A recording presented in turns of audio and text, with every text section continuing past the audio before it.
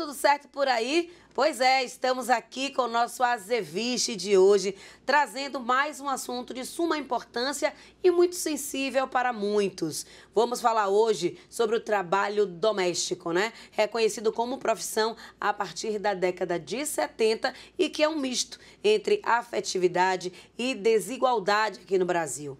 Isso se deve às suas raízes fincadas lá no período colonial brasileiro, quando mulheres negras traficadas do continente africano como escravas eram destacadas no trabalho da lavoura para terem a sua força de trabalho explorada dentro das residências dos colonizadores portugueses. O termo como se fosse da família, inclusive, é comumente usado para se referir às empregadas domésticas que ainda hoje dedicam suas vidas a outras famílias. Às vezes até em troca de comida e moradia, que em geral é um quartinho lá nos fundos da casa. Mas quando foi que esse cenário começou a mudar?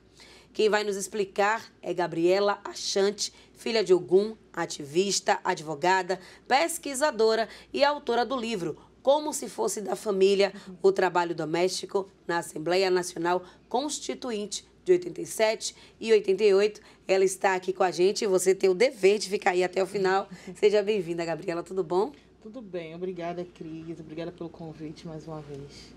Pois é, uma honra ter você aqui com a gente para falar de um assunto tão caro, tão necessário e que poucas vezes é abordado da forma que precisamos falar sobre ele. Então, antes da gente abordar o assunto, adentrar o assunto, quero que você fale um pouco sobre você. Isso já é uma marca aqui do Azeviche, mas eu acho importante a gente apresentar as pessoas e suas histórias antes de falar sobre os temas. Fale um pouco de você, onde nasceu, onde cresceu e o que é que fez você despertar para pesquisar sobre esse assunto. Então, eu nasci aqui em Salvador mesmo, entre Cajazeiras e Castelo Branco. Minha família até hoje mora em Castelo Branco, parte da minha família. Eu nasci em Cajazeiras, mas estava o tempo todo ali na casa da minha avó, em Castelo Branco. Criada numa família com muitas mulheres, né? Então, de todas mulheres negras, obviamente. E não tem como trabalho doméstico não atravessar a nossa história.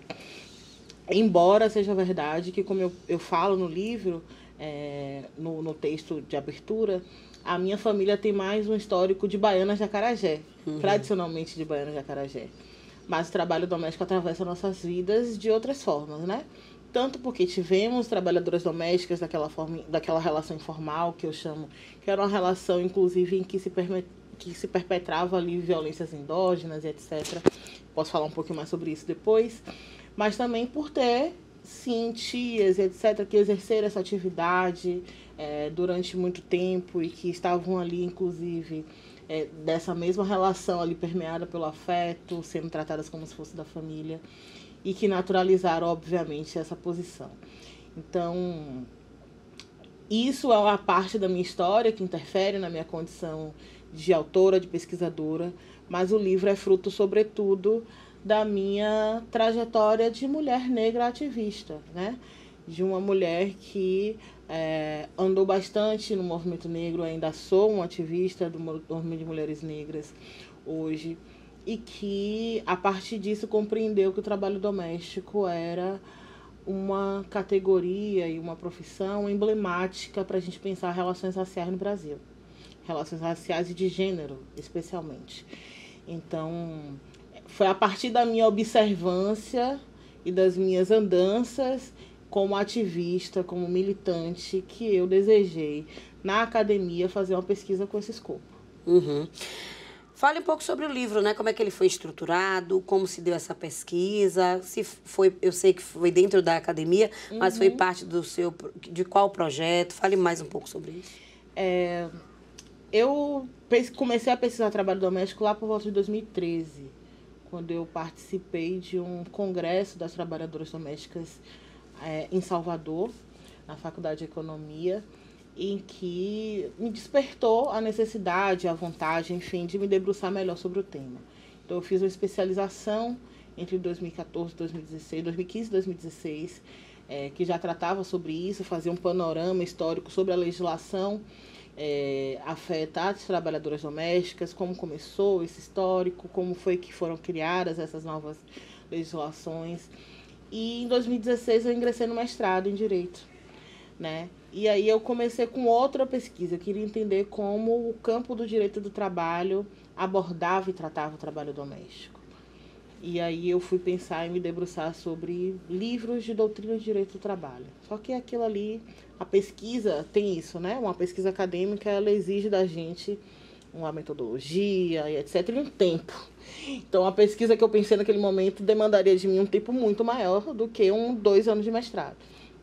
Então já lá para o meado do curso eu resolvi mudar e pesquisar a Constituinte, porque a gente tinha acabado de passar pela aprovação da Lei Complementar 150, que foi a legislação mais recente naquele período sobre trabalho doméstico, que era fruto das mudanças operacionalizadas na Constituição sobre trabalho doméstico. Então eu resolvi ir lá entender como foi que as trabalhadoras domésticas, essa categoria que é majoritariamente, eminentemente feminina e negra, interferiu nesse processo constituinte para que, na Constituição que todas nós conhecemos como cidadã, como a Constituição melhor elaborada no Brasil, etc., também refletisse essa realidade que elas vivem.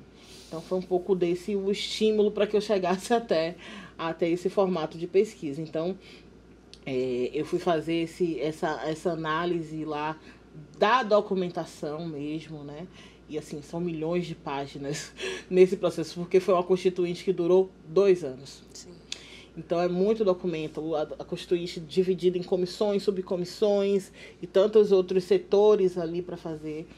E aí chegou um momento que eu identifiquei que a participação das trabalhadoras domésticas se encerrava, né? Pelo menos o que estava documentado ali. Se encerrava com a leitura da carta que elas apresentaram para a Constituinte, que é chamada de Carta das Trabalhadoras Domésticas, e que foi lida por Lenira Carvalho, entregue a Ulisses Guimarães, que era o presidente da Constituinte naquela época. Só que os registros sobre a participação delas encerravam ali, e eu falava, não é possível. Tem mais caroço nesse angu. E aí eu fui procurar os caroços todos, entrevistei a própria Lenira, que nos deixou recentemente, mas que foi a que fez a leitura da carta, Benedita da Silva, que naquela época já era deputada e constituinte também, e Creuza de Oliveira, que também estava naquele momento ali representando o sindicato não, mas representando a categoria das trabalhadoras domésticas, que é baiana daqui, né? Fundadora do sindicato daqui após a Constituição. Inclusive já esteve aqui com a gente, dando entrevista, falando um pouquinho da sua história, mas você citou aí, e é algo que chama muito a atenção, o perfil dos trabalhadores domésticos em geral aqui no Brasil. Até hoje, as mulheres negras ainda são a maioria nessa atividade. Por quê? Por muitas razões. Pela própria formação desse Estado-nação brasileiro, né? O trabalho doméstico aqui no Brasil ele é encarado como uma atividade subalterna, ou subalternizada, se a gente preferir. Então, a formação do Brasil enquanto nação escolheu lugares subalternizados, lugares aquartelados, lugares específicos para colocar as pessoas negras. E aí homens negros e mulheres negras estão em lugares diferentes, mas em lugares de subalternização proporcionais, né? Então, a categoria de trabalhadoras domésticas, ela tem 92% de mulheres, e desses 92%, mais de 70% são mulheres negras, né? E aí dentro da própria, e é uma coisa que eu abordo no livro, que é que dentro dessa própria configuração de identidade de gênero e raça, também existem as hierarquizações, né? Então, esses 8% de homens que fazem trabalho doméstico, em geral, estão em ocupações específicas. Eles não são a faxineira, eles não são aqueles que fazem trabalho da limpeza mais geral da casa. Eles ocupam posições específicas e melhor remuneradas. Então, ele é o jardineiro, é o motorista, é o chofer, enfim, ele ocupa funções muito específicas, enquanto as mulheres, em geral, ficam com os trabalhos mais genéricos e mais desprestigiados também, mesmo dentro de uma categoria que toda já é desvalorizada. Isso chama muito a atenção, né? E eu queria que você falasse a relação histórica entre a escravização e o trabalho doméstico, né? Como é que se explica? Fale um pouco mais disso, aprofunde um pouco mais essa questão, para que a gente possa explicitar isso, né? Porque até hoje a gente, por mais que perceba essas relações, essas desigualdades nessas relações do trabalhador com o trabalhador doméstico, né? Com o empregador, parece que ainda é um negócio que a gente não, né? Não é por aí, não. Não é bem Eu gosto, assim. não é bem assim, não. A gente trata bem. Mas traça esse paralelo, por favor. A escravidão é a nossa grande chaga. E eu não digo que é a grande chaga do Brasil, é a grande chaga da história global, né?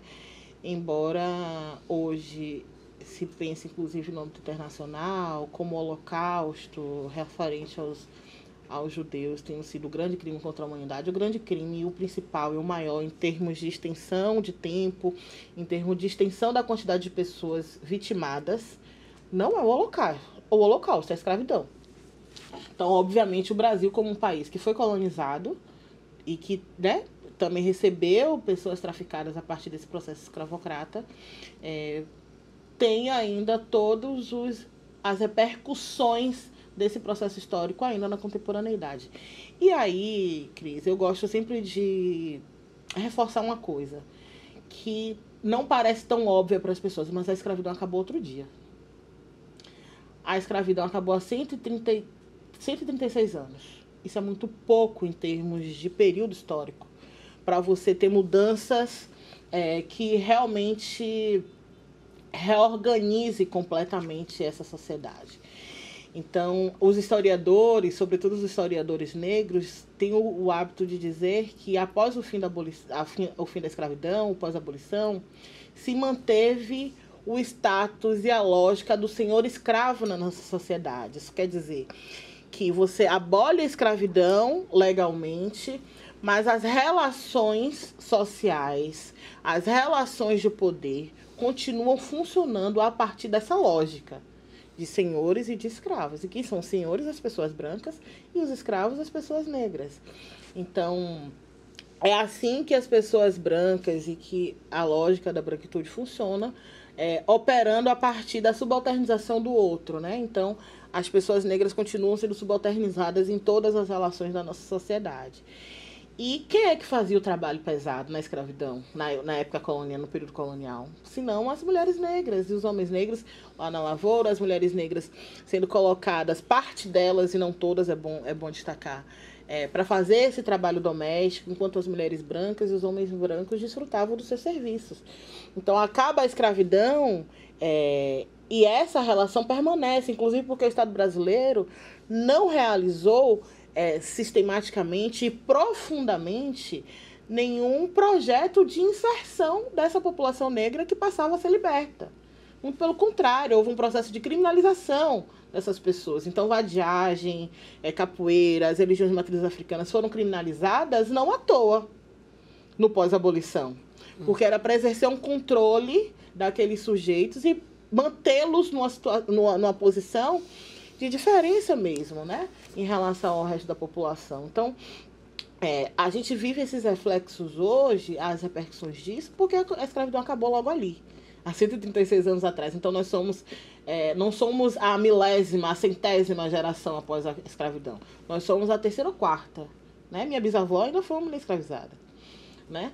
Então, é sobre essa manutenção desse status das relações de poder em que está inserido o trabalho doméstico e essa maioria de mulheres negras operando, trabalhando nessa posição, enquanto maioria de pessoas brancas na condição de patrões, empregadores, etc.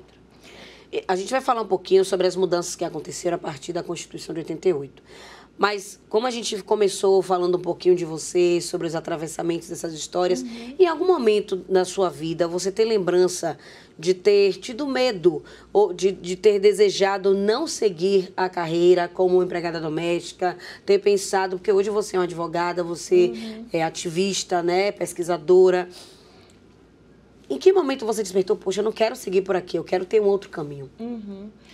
Olhe, eu fui muito abençoada, porque minha mãe era uma mulher muito à frente do tempo dela, né? Minha avó também. Então, a minha geração, na minha família, já foi uma educação educada para não estar nessas posições de subalternidade. Então, a posição de ser trabalhadora doméstica não foi apresentada para mim como opção. Não por uma desvalorização na cabeça da minha mãe, das minhas tias, das minhas avós, do trabalho em si, mas porque elas tinham sonhos que elas não realizaram, porque elas estavam fazendo lá seus trabalhos em posições de subalternização e elas então projetaram os sonhos delas em mim, nas minhas primas, nos meus primos. É mais sobre essa dimensão da projeção dos sonhos dessas nossas mais velhas do que sobre ser impossível que eu parasse no trabalho doméstico. Então, minha mãe fez de tudo para que eu realizasse o sonho dela. Inclusive, me tornei advogada para realizar o sonho de minha mãe. Né? Minha mãe tinha um sonho de chamar a filha dela de doutora.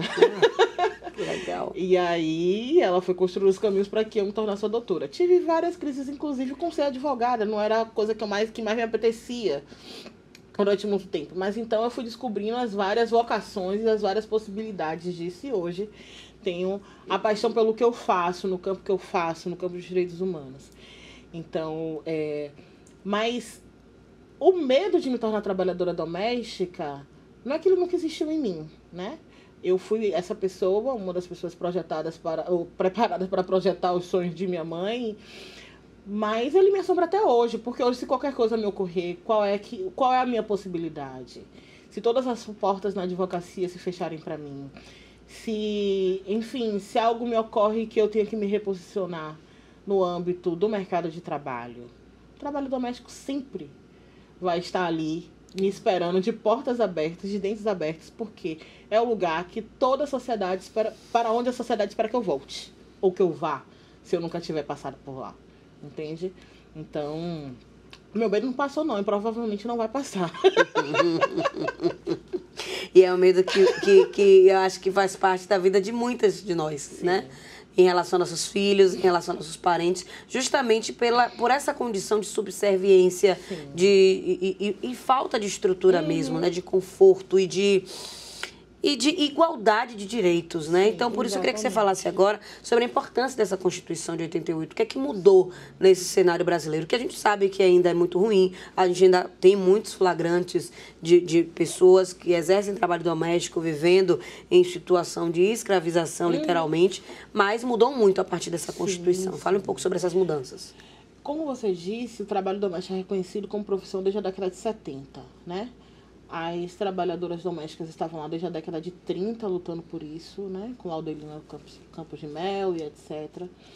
Em 1972, foi publicada a primeira lei que tratava especificamente sobre trabalho doméstico, né? E já na década de 70, a partir dessa lei, já era obrigatório, por exemplo, assinar carteira de trabalho.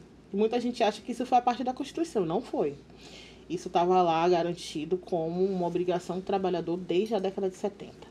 Né? O que muda com a Constituição de 88? Muda que uma série de outros direitos que não eram salvaguardados para essas trabalhadoras passam a fazer parte do seu rol de direitos também. Então, se estende o que se tinha lá em 1972 a um outro rol. Então, pensar em garantir férias, hora extra, etc., uma série de coisas só foi sendo consolidado a partir da Constituição. Mas qual é o valor disso estar na Constituição? É que a Constituição é a maior norma que existe no país, em qualquer país. Então, se as pessoas burlavam a lei, a Constituição de 88 deu uma fortalecida. E é um fortalecimento mais no campo político mesmo, de empregar mais força para as obrigatoriedades que aqueles empregadores tinham, porque a obrigatoriedade já existia. Mas tem uma coisa que foi o que a Constituição de 88 possibilitou foram os desdobramentos, né? Então, você precisava implementar uma série de outras medidas para que essas trabalhadoras domésticas tivessem direitos mais próximos, um pouco mais equiparados com os dos trabalhadores em geral. E eu costumo dizer que a Constituição promoveu avanços, sim, mas que criou uma nova marginalidade jurídica para as trabalhadoras domésticas. Por quê? Você tem um artigo 7º da Constituição, que tem para lá de 50 incisos, elencando quais são os direitos dos trabalhadores em geral, e você só atribui menos de 20 para as trabalhadoras domésticas. Então você cria uma desigualdade a partir da criação de... A partir de uma pretensão de criar igualdade, você cria uma nova desigualdade, né? Então aí depois da Constituição de 88 veio a emenda, lá em 2013, que ampliou esse rol de alguns direitos que estavam lá destacados para serem também alcançados pelas trabalhadoras domésticas. Só que essa emenda constitucional também depende de uma série de regulamentações, né? Ou seja, da expedição de outras normas, de outras leis. E aí a gente tem a Lei 150 de 2015, que é a última lei complementar 150 de 2015, que é a lei mais robusta que temos atualmente sobre o trabalho doméstico. Mas eu acho que o mais importante de demarcar sobre o processo de 88 foi como as trabalhadoras domésticas se organizaram previamente para interferir nesse processo.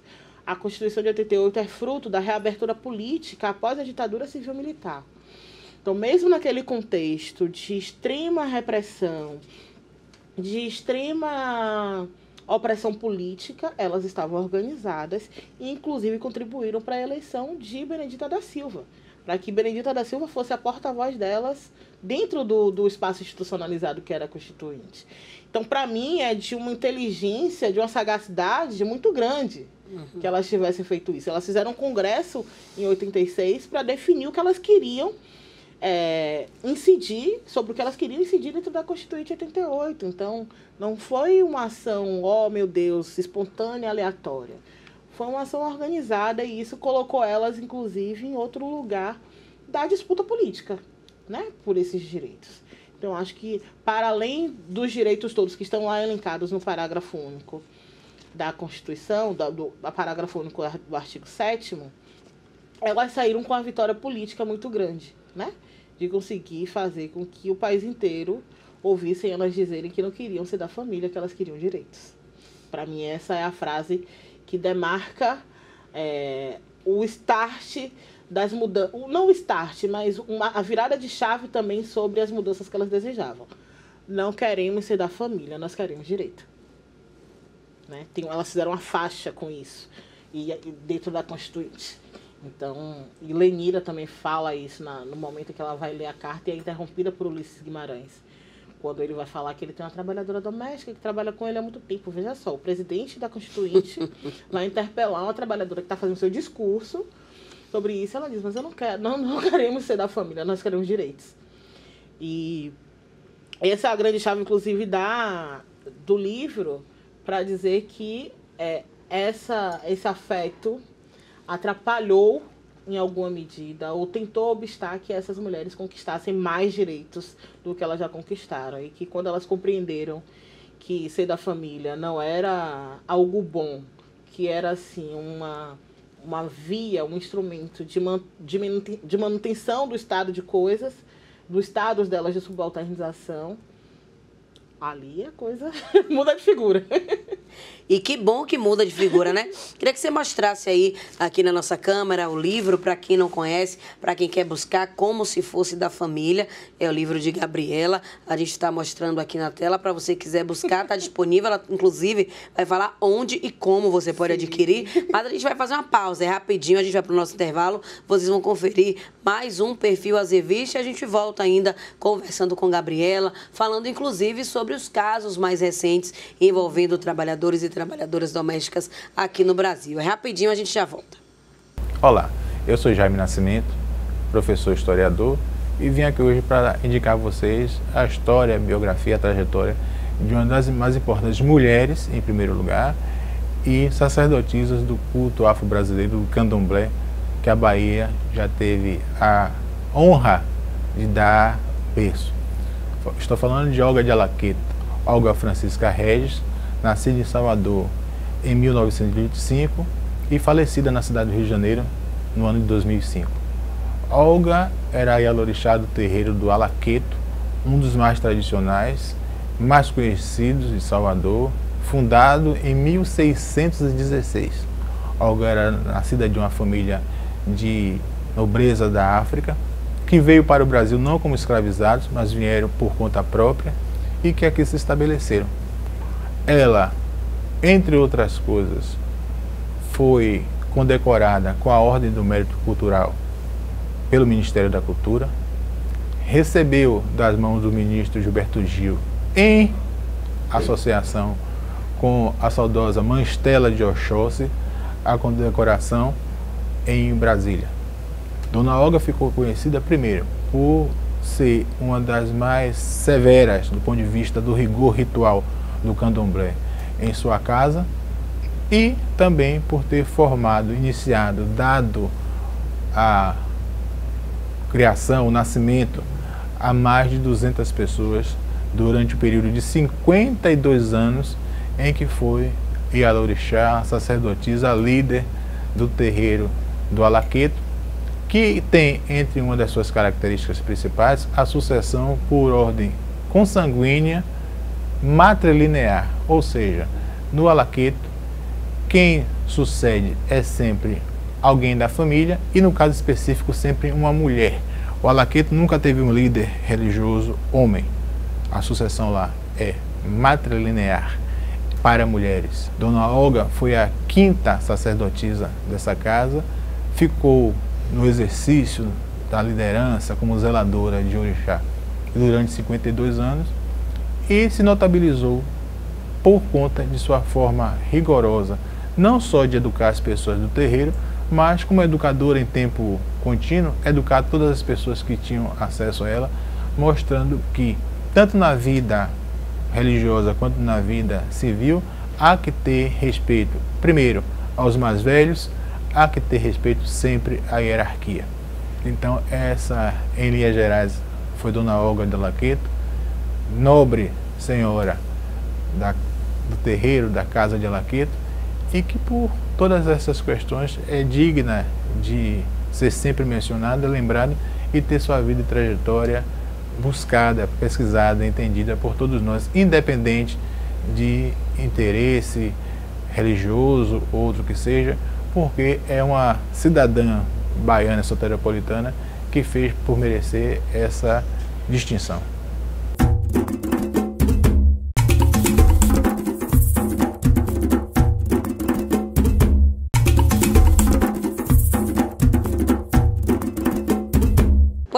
Gente, estamos de volta, viu, com o Azeviche, recomeçando e trazendo hoje essa grande pesquisadora, Gabriela Chante, que escreveu esse livro Como se Fosse da Família, discutindo, questionando sobre esse lugar dos empregados domésticos no Brasil, em sua maioria mulheres negras. Eu queria que você falasse agora um pouco, Gabriela, sobre uma questão para depois a gente entrar em outra.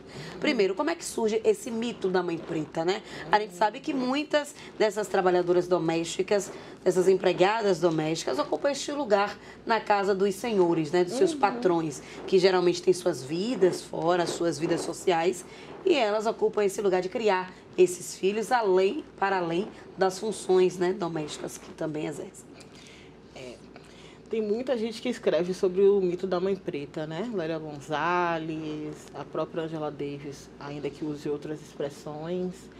Mas eu queria fazer um panorama histórico sobre a nossa realidade mesmo, né?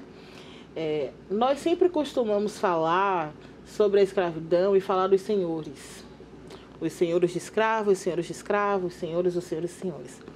Mas nós não podemos esquecer das sinhais. Não podemos esquecer das sinhais. Por quê?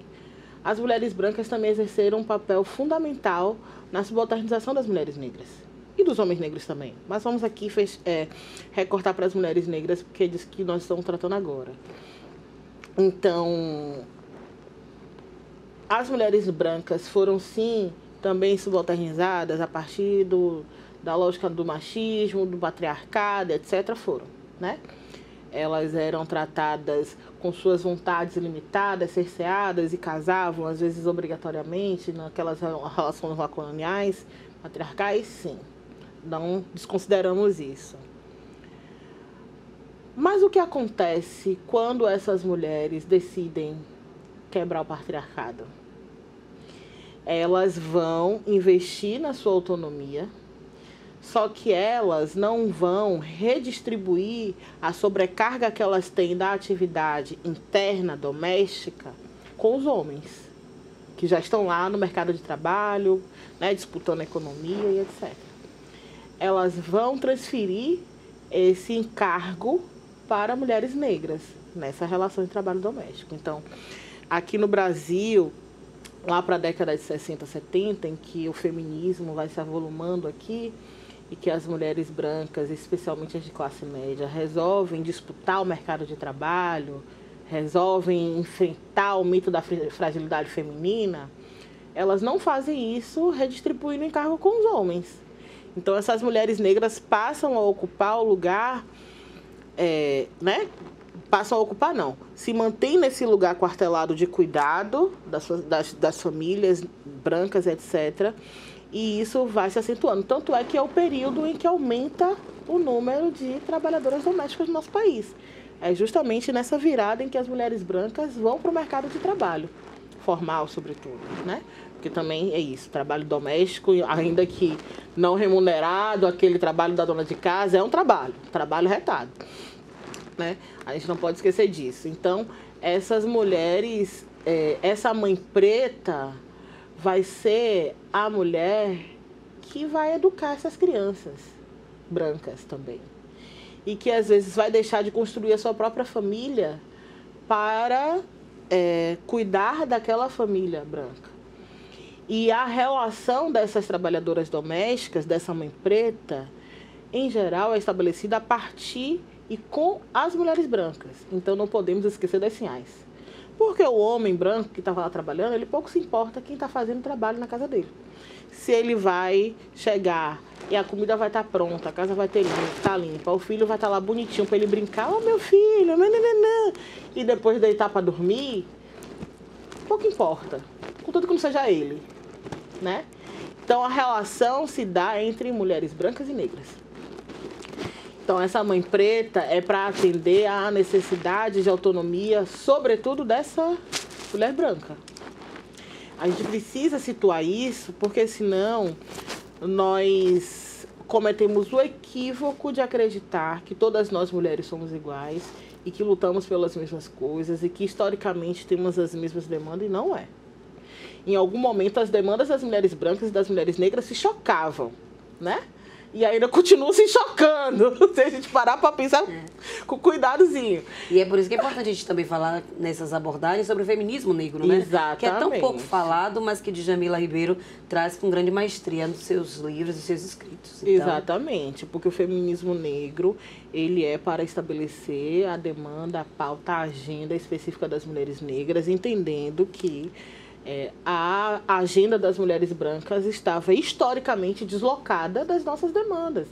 Então, enquanto elas estavam lutando para ter acesso ao mercado de trabalho, todas nós estávamos trabalhando no mercado informal, em posições de subalternização e etc., mas estávamos trabalhando, nós não estávamos em casa nos sentindo, oh meu Deus, eu não quero mais ficar aqui fazendo só isso, sentindo o peso do patriarcado exclusivamente, né? Então nós estávamos sentindo preso do patriarcado, acumulado, imbricado com o racismo, né? O racismo patriarcal é a grande chaga, é o grande foco de enfrentamento do feminismo negro. Não é o patriarcado puro, é o racismo patriarcal. Essa diferença é importantíssima para a gente entender onde a gente está. Então, a mãe preta, e aí eu falo também no livro um pouco sobre isso, porque Lélia Gonzalez vai falar que essa mãe preta, ela não é só essa mulher que está ali na posição de passividade nessa relação. Essa mãe preta, quando ela está ali promovendo os cuidados com essa família, com essas crianças, essa família com que ela trabalha, ela também está fazendo o papel de educadora, porque muitas dessas crianças são educadas, são desenvolvidas, suas habilidades são desenvolvidas a partir do cuidado dessas mulheres negras, né? Muitas delas, inclusive, não alfabetizadas, não letradas formalmente, e ainda assim elas vão ensinar o menininho a fazer o decalque da letra, e esse menino depois vai ser alfabetizado e ela não, entende? Então, essa mãe preta, ela tem essa responsabilidade, mais do que essa responsabilidade, ela tem esse papel crucial que precisa ser reconhecido. Por isso que, inclusive, eu vou tratar as trabalhadoras domésticas como intelectuais negras. Por que eu vou tratá-las como intelectuais negras? Porque muito se fala sobre intelectuais orgânicos, sobre intelectuais que estão ali no âmbito da academia, ou que estão, ainda que sejam autodidatas, mas que estão ali voltados mais para o letramento, mas tem uma série de saberes que pessoas que não passaram pelo âmbito da academia, né, que não fizeram nenhum tipo de formação acadêmica, mas que elas acumulam e elas sabem, né? E elas sabem antes de nós todas, às vezes. E essas trabalhadoras são essas pessoas que elas fizeram uma educação, um papel educativo, um papel pedagógico, desde as instituições brasileiras, no momento em que elas diziam o que eram os direitos das trabalhadoras domésticas, o que era dignidade para as trabalhadoras domésticas, o que era necessário para reconhecer idealmente a categoria de trabalhadoras domésticas, mas elas também fizeram o papel de serem educadoras dessas pessoas no comecinho da vida, né? Mesmo quando elas não tiveram acesso formal que essas pessoas tiveram. Então, a Mãe Preta tem essas múltiplas funções e essas múltiplas facetas, para a gente também não atribuir a essa mulher, a essa Mãe Preta, uma posição de passividade exclusiva e absoluta, não. A partir dali, inclusive, ela controla o que as pessoas comem, como as pessoas se vestem, porque se não tiver essa sujeita dentro daquelas casas, muitas coisas não funcionam. Inclusive, essa mulher que vai disputar o mercado de trabalho não teria condições de se dedicar e avançar na carreira, se desenvolver na carreira, se não tivesse alguém fazendo o papel que uma sociedade patriarcal atribui às mulheres, né? Então, isso faz a gente refletir sobre uma outra coisa, que é sobre a discussão que até hoje as trabalhadoras domésticas enfrentam sobre o conceito de trabalho doméstico. Trabalho doméstico lá na Lei Complementar 150, assim como estava lá na década de 70 na Lei 5859, é definido como trabalho que é realizado para a família sem finalidade econômica, sem fins lucrativos. E aí eu aprendi uma coisa com elas, especialmente com Creuza, que como é que é sem fins lucrativos? Se a gente opera um cuidado que promove saúde para a família, que promove riqueza para aquela família, porque enquanto eles trabalham lá nas posições reconhecidas como posições que geram lucro, que movimentam a economia, nós estamos aqui fazendo isso. Sem a gente, eles não fariam o que eles fazem. Então, é para reconhecer também que elas fazem parte da economia mundial. Creuza fala isso com muita propriedade. Nós, trabalhadoras domésticas, fazemos parte da economia mundial. Sem o nosso trabalho, muitas coisas que são realizadas pelos sujeitos que são lá nas suas empresas, nas suas repartições públicas, etc., não aconteceriam. Então, nós contribuímos de forma efetiva para que a economia do mundo aconteça. E isso é importante. E é a Mãe Preta que está fazendo isso. Importante destacar. Agora, ainda hoje tem essa questão, né, da inferiorização da profissão de doméstica, né? Quando alguém faz uma comparação, não sei quem, fulano, tem cara de doméstica, tem cara de empregada. Sim. É como se fosse diminuindo, né, essa profissão que é tão cara e tão necessária, né? Então, isso é muito triste ainda nesse cenário que a gente tem no Brasil, e muito se dá também por causa da nossa construção social e cultural, né? A gente vem desde muito pequeno ouvindo isso, e tirar isso do discurso popular é muito difícil, né, Gabriela? Sim. Angela Davis, que está aqui, olhando pra gente. Ouvindo essa conversa. Ouvindo essa conversa. Não me deixe mentir. Ela, lá no livro dela, Mulheres, Raça e Classe, ela vai historicizar um pouco, a partir da experiência dela de uma mulher estadunidense, obviamente, mas que é um pouco da história refletida na história mundial, que é como há uma mudança da divisão do trabalho, né? Então, o trabalho que era, em tempos bem antigos, distribuído a partir das funções que cada um podia fazer, vai ser recortado e vai passar a ser dividida a partir do gênero.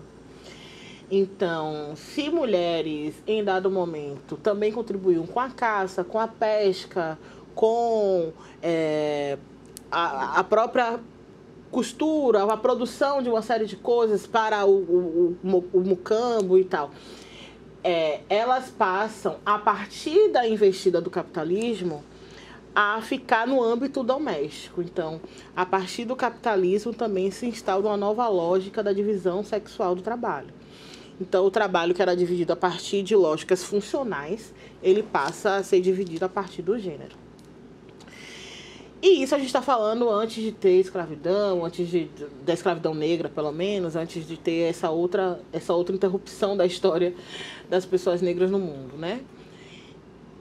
E essas mulheres, elas vão passar a ficar no âmbito mais doméstico, mais interno, porque se reconhece que a força física dos homens é também sinal de superioridade. Então, antes de mais nada, foram decisões ideológicas, né? Foram construções ideológicas que foram sendo feitas acerca dessas funções que deveriam ser distribuídas dessa forma a partir do gênero. E aí, mais para frente, nós vamos ter outras pessoas discutindo como a raça vai acrescentar outros elementos para fazer essa divisão do trabalho. Então, a divisão não é mais só divisão sexual, é uma divisão sexual e racial do trabalho. E essa divisão racial do trabalho foi, obviamente, provocada pela escravidão. O fenômeno que eu digo, que, como eu disse, reconheço como o mais grave que interpelou a nossa história, né? Então, quando esse trabalho é dividido sexualmente e racialmente, aí aquele âmbito interno que era das mulheres em geral, especialmente das mulheres brancas, e tem uma outra mulher que se entende, que vem de um grupo racial que não tem alma, cuja humanidade não é reconhecida, etc., ela vai ser colocada e trancafiada também nessa posição. Uhum. Obviamente, agora subordinada a essa pessoa que está aqui, que é essa mulher branca que está, né? Por não pertencer à raça subalternizada, a raça mais fragilizada historicamente, vai estabelecer essa relação de hierarquia já que interna no âmbito doméstico. Estou fazendo essa volta toda teórica para dizer o quê? Porque eu dei uma volta bem grande. Para dizer que a nossa... essa ideia de inferiorização, de menosprezo pelo trabalho doméstico tem a ver com isso. Tem a ver com como se foi reconhecido a importância para o trabalho que move a economia mundial e a negação de que esse trabalho que está no âmbito doméstico funcione para a economia, né? Diz respeito à invisibilidade do trabalho doméstico, do trabalho de cuidado. Tem uma pesquisadora lá da UNB, Juliana Lopes, que ela vai falar sobre isso. Ela fez uma pesquisa de mestrado também, uma dissertação de mestrado falando sobre os trabalhos todos de cuidado, que o trabalho doméstico é um desses trabalhos de cuidado. Tem outros, né? Tem os trabalhos de cuidadora, que também podem estar no âmbito do trabalho doméstico ou não. Tem trabalhos outros que são invisibilizados e que, portanto, são subvalorizados, porque as pessoas estabeleceram os status das suas ocupações. Então, o trabalho doméstico passa por isso, especialmente porque foi o lugar em que pôde se aquartelar, se invisibilizar as pessoas, mulheres negras especialmente. Então, eu acho que tem a ver com isso e com a própria natureza do trabalho, né? Porque uma coisa é você limpar o seu vaso, você lavar a sua roupa, lavar a sua calcinha, a sua cueca, e outra coisa é ter alguém fazendo isso por você. Então, é também um pouco da retirada da dignidade daquela pessoa no momento em que você estabelece que ela deve fazer aquelas coisas, né? Lidar com as suas coisas mais íntimas e menos higiênicas, inclusive. Ai, eu adoro. Agora trazendo um pouco mais para nossos dias atuais, né? Trazendo aqui para esse período pós-pandemia, mas assim, voltando lá no início. A primeira vítima da Covid-19 era uma empregada doméstica do Rio de Janeiro, Cleonice Gonçalves, 63 anos. Ela se contaminou a partir dos patrões que chegaram de uma viagem na Itália. Como é que esse fato chegou para você? Porque eu elenquei alguns outros que a gente foi vendo na sequência, a gente também vai comentar. Mas comente primeiro esse fato, né? Além de tudo, por ser empregada doméstica, acabou contraindo uma doença e foi a primeira vítima fatal da Covid-19. Olha, teve uma discussão que foi muito importante no período da pandemia e que foi despontada, inclusive por causa dessa morte de Cleonice e de outras trabalhadoras que estavam sendo vitimadas, que era sobre o trabalho doméstico, é um trabalho essencial. Porque quando fechou tudo, né, e houve a necessidade de suspender todas as atividades, etc., e funcionar só o essencial, aí a discussão sobre o trabalho doméstico ser um trabalho essencial veio à tona. E aí os patrões resolveram entender que o trabalho doméstico era essencial. Quer dizer, não funciona, não ajuda na economia, não produz lucro, não é tão relevante socialmente, mas é essencial. Você entende a ambiguidade que as relações raciais e de gênero colocam a gente? Porque, assim, não é sobre o trabalho em si. É sobre você reconhecer a vida ou não daqueles sujeitos como importantes, como relevantes, como vidas que devem ser protegidas, né? Então, houveram várias discussões políticas, jurídicas sobre ser essencial ou não. O fato dessa mulher, dessa trabalhadora doméstica ter sido a primeira vítima fatal, diz pra gente também como é que é possível, como é que outros aspectos das hierarquizações de raça, gênero e classe atingiram as trabalhadoras domésticas nesse momento. Porque os patrões dela, que eram mais velhos do que ela, porque eram 2 senhores, eles não morreram. Eles conseguiram atendimento de saúde, eles conseguiram se resguardar, eles conseguiram sobreviver num momento em que não tinha teste de Covid, que não tinha vacina, nenhuma dose, que dirá 4 ou 5 como temos agora. E eles sobreviveram, e foram eles que vieram infectados primariamente. Então, isso é muito chocante, porque a gente nota que na contemporaneidade, por mais avanços que nós tenhamos na legislação, o binômio que eu falei mais cedo sobre senhor e escravo, né? Que mantém as relações de poder hierarquizadas, hierarquizam as pessoas através da raça, do gênero, etc., permaneceu ali. E na Covid, nem uma pandemia foi capaz de sensibilizar e fazer com que as pessoas enxergassem imediatamente a humanidade dessas trabalhadoras domésticas, né? E dessa mulher. Então, por isso que ela morreu. Eu ia dizer, ela foi morta, né? Como se fosse uma ação. Mas eu acho que, de algum modo, foi uma ação. Uma ação de negligência com a saúde dela, uma negligência com cuidado com a sua saúde. Então, é muito chocante. A pandemia colocou à mostra, evidenciou uma série de coisas e uma série de problemas que nós já tínhamos. Não é uma novidade que as trabalhadoras domésticas eram tratadas assim.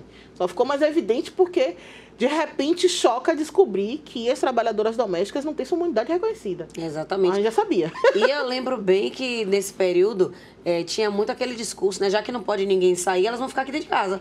E aí elas não podiam ver seus familiares, ficaram ali muitas trancafiadas dentro das casas dos seus patrões, enquanto se definia como ficaria esse cenário, né? Se era essencial, se não era, se deveria ir para casa ou não. Mas, enfim, a gente não tem o tempo todo do mundo para conversar hoje, como você disse, né? Dá um outro livro à parte. Mas, assim, ainda tem 2 fatos que eu trouxe aqui de 2020 que casam muito bem com tudo que a gente está conversando aqui ao longo desse programa. Em fevereiro, o então ministro Paulo Guedes disse que o dólar alto era bom porque estava uma festa danada, tinha muita empregada doméstica indo para a Disney. E logo depois, também em 2020, a gente se viu diante do caso do menino Miguel, né, que em junho ele caiu do alto de um prédio lá em Recife, quando a empregada doméstica saiu para passear com o cachorro dos patrões e deixou a criança que ela tinha levado para o trabalho aos cuidados da empregadora, né? E num descuido dessa empregadora, o menino acabou, né, despencando do alto desse prédio lá no Recife. Para a gente finalizar, traga a sua avaliação, primeiro sobre a fala, segundo sobre esse caso, né?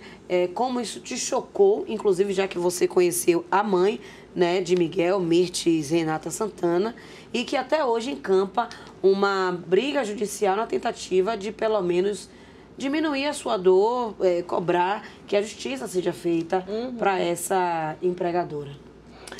Sobre a fala de Paulo Guedes vai traduzir como pensa, não vou nem dizer elite branca brasileira, a classe média branca brasileira.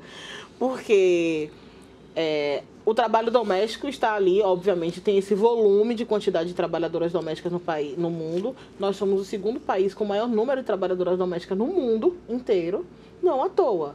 Porque nós temos uma classe média que acredita que para sustentar o seu status de ascensão precisa subalternizar alguém, né?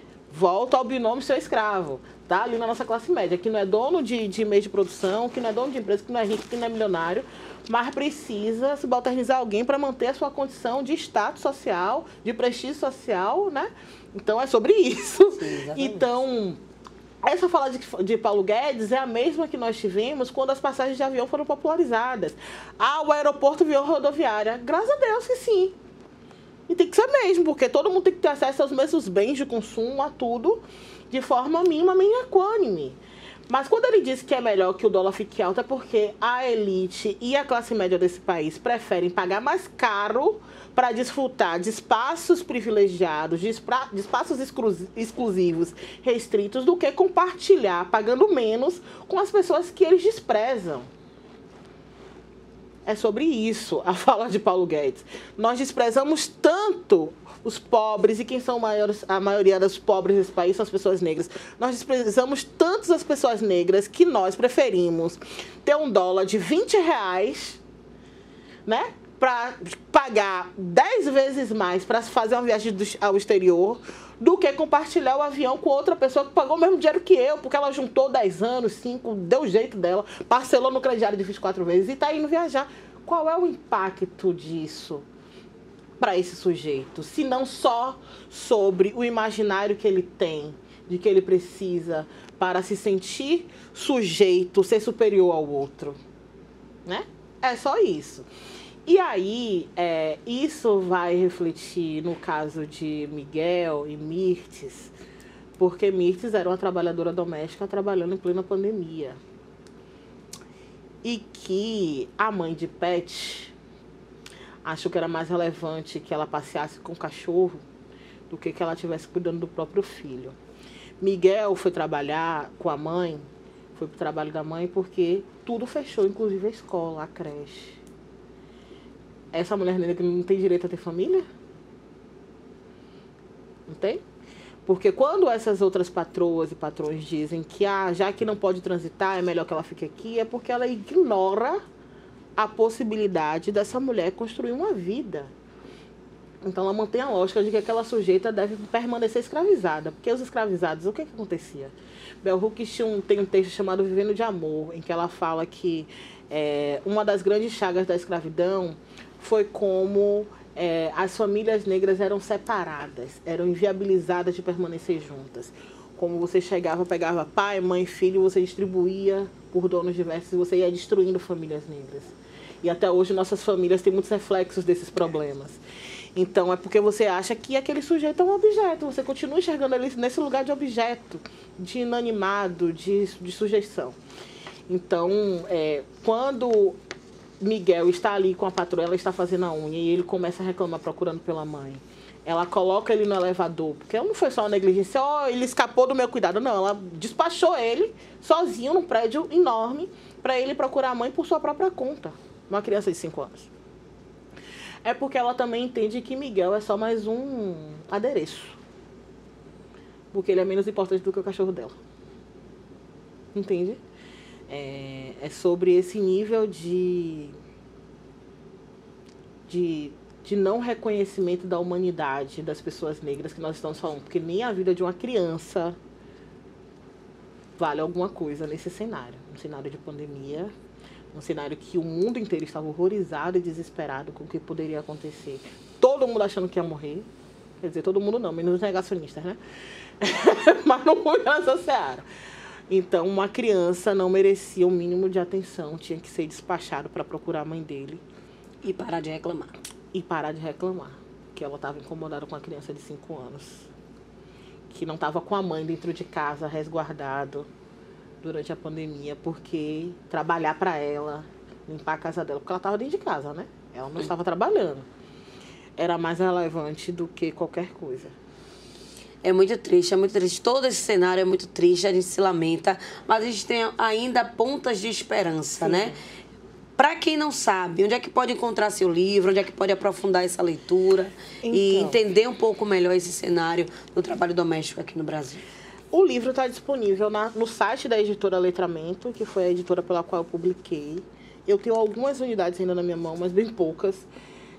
Mas quem quiser adquirir de qualquer outro lugar do país, pode entrar no site da editora Letramento, que ainda está disponível.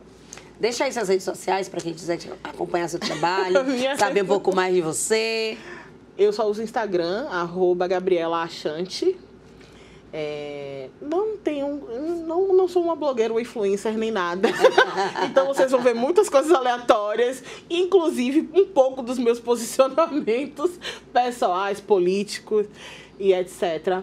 Mas só para finalizar, eu queria dizer que eu ainda acredito que muitas das mudanças que nós experimentamos hoje são também fruto de toda a trajetória das trabalhadoras domésticas lá desde a década de 30, que passaram por criminalização, que passaram por uma série de coisas. Então, para eu estar aqui falando sobre isso hoje também, obviamente que eu devo a elas, ao cuidado que elas tiveram com a série de famílias antes, a insubordinação que elas promoveram em uma série de espaços institucionalizados ou não, e também ao conhecimento delas, né, que generosamente elas colocaram no mundo e possibilitaram que a gente hoje conseguisse minimamente sistematizar e discutir e colocar na mesa, em todas as mesas.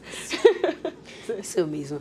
Gabriela, obrigada, viu? Foi ótimo receber você aqui. Muito bom conhecer um pouco mais do seu trabalho. A gente já tinha se falado em outros momentos, mas aqui a gente pôde aprofundar um pouquinho mais. Sucesso para você. Obrigada. Qualquer coisa, qualquer outro lançamento, qualquer outra pesquisa. Já que a gente elencou um monte de assunto aqui, venha lançar aqui com a gente, viu? Virei sim. Muito obrigada, Cris. Muito obrigada, toda a equipe. Valeu. É isso, a gente vai ficando por aqui com a nossa revista de hoje. Continue acompanhando o nosso trabalho aqui na TV Câmara de Salvador, mas também nas redes sociais, no Instagram e também lá no nosso canal no YouTube. Na próxima semana tem mais uma revista aqui. Lembre, é toda segunda, 1 da tarde. Um beijo. Até lá.